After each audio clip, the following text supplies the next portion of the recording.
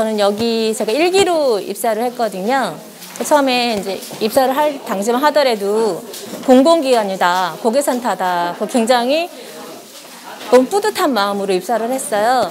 근데 막상 입사를 해보니까 솔직히 콜센터 그러면 일반 시민이 알고 있는 것처럼 114 이렇게 좀 알고 있잖아요.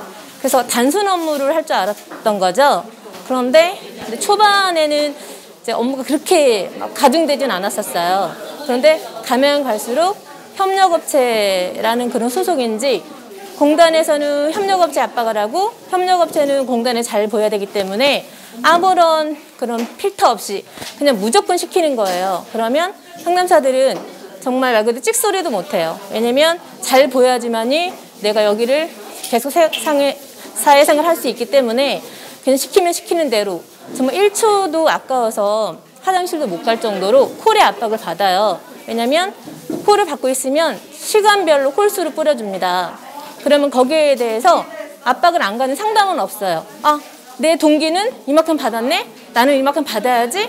하면은 진짜 화장실 갈 틈도 없어요. 그럼 이미 내 몸은 다 망가져 있고 그래도 몸을 생각하진 않아요. 건강보험 공단이라는 게 몸을 생각하는 곳인데 몸을 생각하지 않고 콜에 얽매이게 됩니다. 그래서 저는 와, 여기는 진짜 대한민국 안에 이런 직장이 있구나. 너무 고발하고 싶은 거예요. 솔직히 다니면서 제가 10년 넘게 다니면서 몸도 다 망가지고 관절이 지금 제 관절이 아니에요. 너무 아파가지고 집에 가면은 밥 먹을 힘도 없어 쓰러져 잤거든요. 그런데 이제 노동조합이 생기면서 팀장님들이 저희 상담사하고 대화법이 소리를 지르는 거였어요. 윽박 지르고 소리 지르고 그게 대화예요. 그럼 우리는 그냥 반발을 못해요. 왜냐면 저희 업체는 특히 팀장 가점이라는 게 2점이 있었어요. 저희가 하루에 0.1점으로 왔다 갔다 월급이 왔다 갔다 하는데 팀장 가점이 주관적인 가점이거든요. 2점이 있다 보니까 아무런 말도 못해요. 그래서 그냥 정말 기계처럼 상담을 하고 살아왔어요. 근데 이제 노동조합이 생기면서 너무 좋은 거예요. 저 첫 일바로 가입했거든요. 그래서 이제 혼자 힘으로 안 되니까 여러 힘으로 또 여러 단체도 도움 주시잖아요. 연대에서 너무 감사하게 생각하고요. 그래서 이제 조합이 생기면서도 팀장님들이 이제 우리의 눈치를 좀 봐요. 말도 조금 좋게 하시고 아, 이제 사람 대우 받는구나.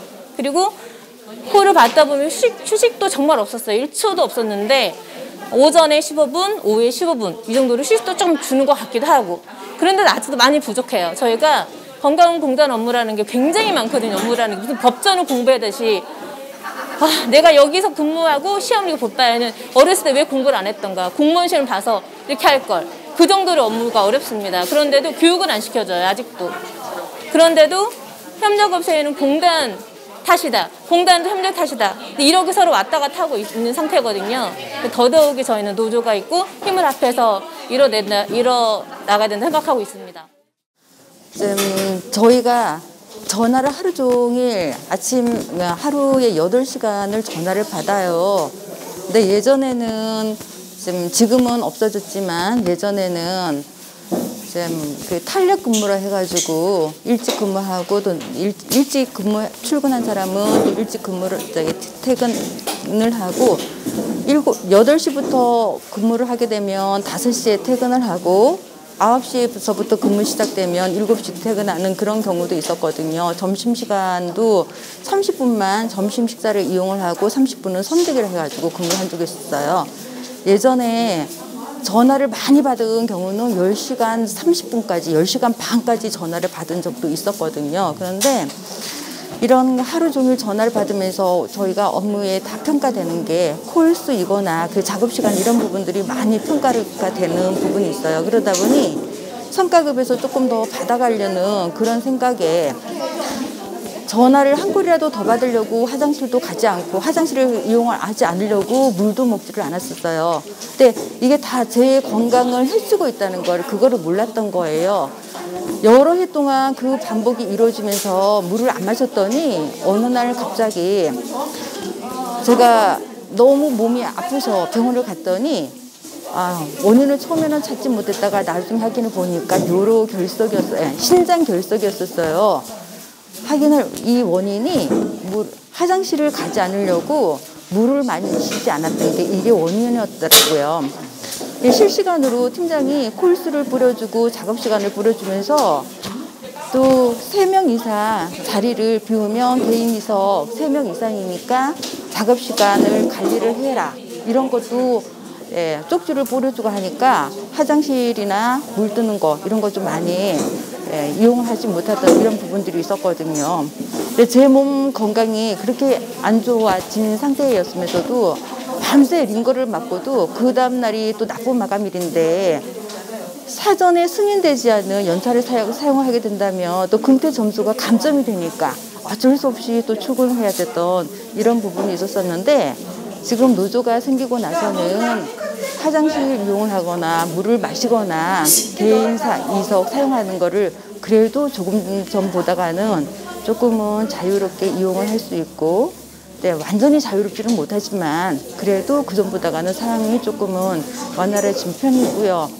그리고 휴가에서도 한 달 전에 휴가를 승인을 받아야 그 다음 달에 휴가를 사용을 했었는데 중간에 어떤 본인들의 이유가 있어서 휴가를 사용을 하려고 하면 또 승인되지 않은 휴가를 해가지고 감점이었었거든요. 근데 지금은 하루 전날 휴가를 사용하겠다는 신청하면 그래도 가급적이면 그 날에 이제 승인을 해주는 이런 게 노조가 생김으로 인해서 이렇게 달라지는 부분인 것 같아요. 그래서 이런 부분이 좋았고. 일단은 저희가 파업을 처음에 시행할 때는 처음이다 보니까 그리고 제가 이 나이 먹을 동안 너무 처음 이런 일을 하다 보니까 되게 많이 떨렸고요. 어떻게 해야 될지도 모르겠고 뭐 정당한 건 아는데 이걸 어떻게 움직여야 될지 전혀 모르겠더라고요. 근데 지금 같은 경우 2월 총파업이 진행이 되고 그리고 이제 간간히 파업하고 현장 투쟁을 하면서 느끼는 건 오히려 더 각오가 더 다져지게 되고 반드시 우리가 이룩해야 될 목표는 이거 하나다. 직영화되고 직접 고용시키고 하는 게 우리의 목표이면서도 이것만이 이게 최종에 가야 될 길이다라는 거에 대해서는 갈수록 더 각오가 쳐지더라고요.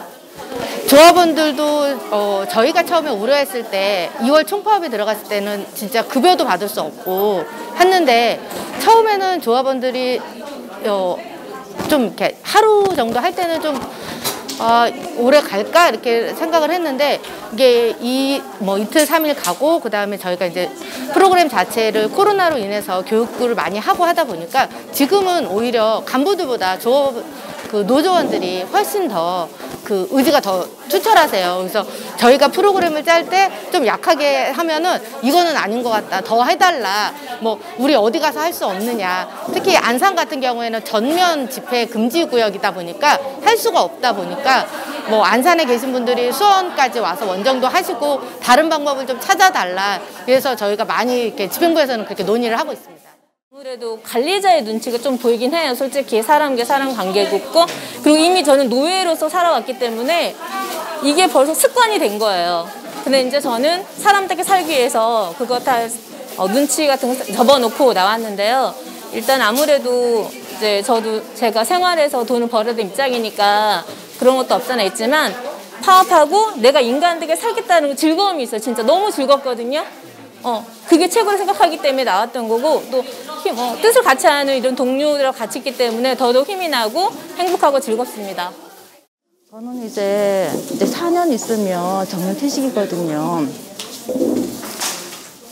정년퇴직인데 지금 통화를 하다가 보면 전화를 더 많이 받으려고 하다가 보면 지금 고객들한테 그 생각을 많이 하게 돼요.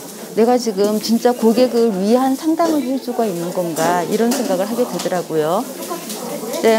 요즘은 지금 현장 파업으로 들어가면서 콜수나 전화 통화 시간 이것보다가 직접 내가 고객에게 도움이 되고 싶은 상담을 해주자. 그러다 보니 보험료 납부하는 자동차를 신청하겠습니다 하는 전화가 들어오면 이 사람을 진짜 도움이 되는 상담을 하겠다고 찾아가 보면 피부양자로 올려놓게 되면 보험료를 납부하지 않게 되거든요.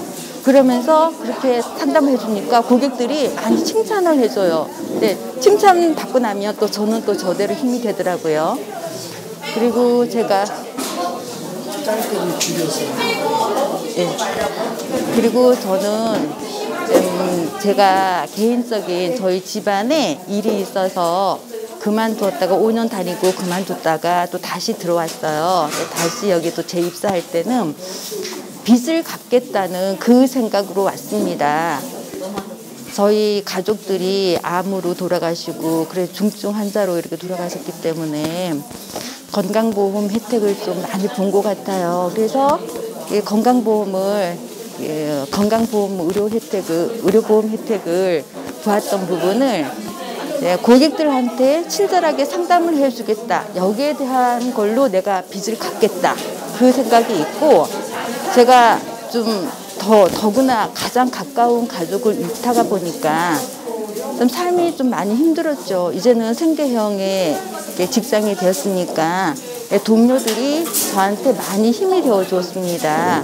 그래서 제가 근무하는 동안에는 여기 직접 고용이 안 된다 하더라도 다른 동료들이 직접 고용이 될 수 있는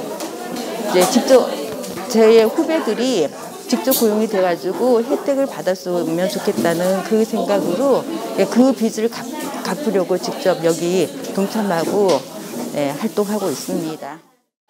그리고 이제 중요한 거는 저희 건강보험공단 고객센터가 가장 궁극적인 있는 이유가 국민들한테 업무를 안내를 하는 거잖아요.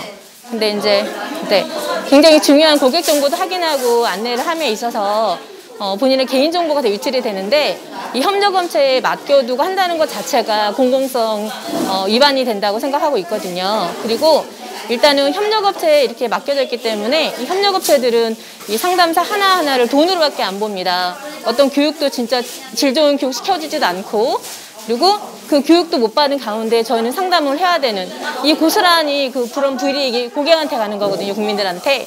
그리고 이제 그 공단은 협력업체에 맡겨두고 홀수로 이 업체를 평가하게 되기 때문에 그런 계속 악순환이 계속되는 것 같습니다. 그래서 저는 반드시 이 노조를 통해서 건강보험 고객센터는 직접 고용을 이뤄내서 건강보험공단의 상담사로서 자긍심을 갖고 싶습니다.